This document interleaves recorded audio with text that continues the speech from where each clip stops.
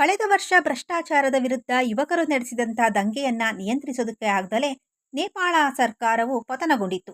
ಅದಾದ ಬಳಿಕ ನಡೆದಂತಹ ಮೊದಲನೇ ಸಾರ್ವತ್ರಿಕ ಚುನಾವಣೆಯಲ್ಲಿ ಮಾಜಿ ಪ್ರಧಾನಿ ಕೆಪಿ ಶರ್ಮಾ ಓಲಿ ಅವರನ್ನ ಸೋಲಿಸಿರುವಂತಹ ಬಾಲೇಂದ್ರ ಶಾ ಅವರು ಮಾರ್ಚ್ 27ರಂದು ನೇಪಾಳದ ನೂತನ ಪ್ರಧಾನಿಯಾಗಿ ಅಧಿಕಾರವನ್ನ ಸ್ವೀಕರಿಸಿದ್ದಾರೆ.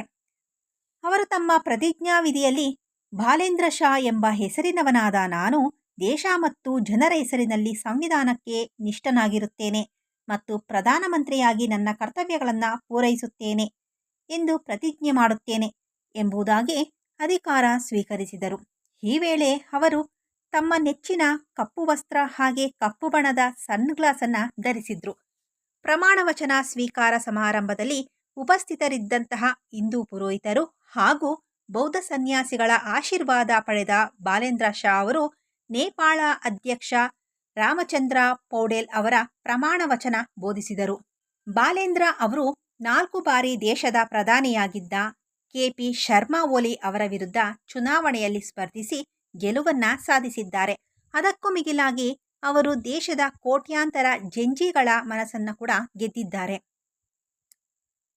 2013ರವರೆಗೆ ದೇಶದಲ್ಲಿ ಅನಾಮಿಕರಾಗಿದ್ದಂತಹ ಬಾಲೇಂದ್ರ ಶಾ ಅವರು ಹಾಡು ಬರೆದು ಅವುಗಳಿಗೆ ಸಂಗೀತ ಸಂಯೋಜಿಸಿ ತಾವೇ ಹಾಡುವ ಅಭ್ಯಾಸದಿಂದಾಗಿ ಜೀವನ ಬದಲಾಯಿಸಿಕೊಂಡವರು.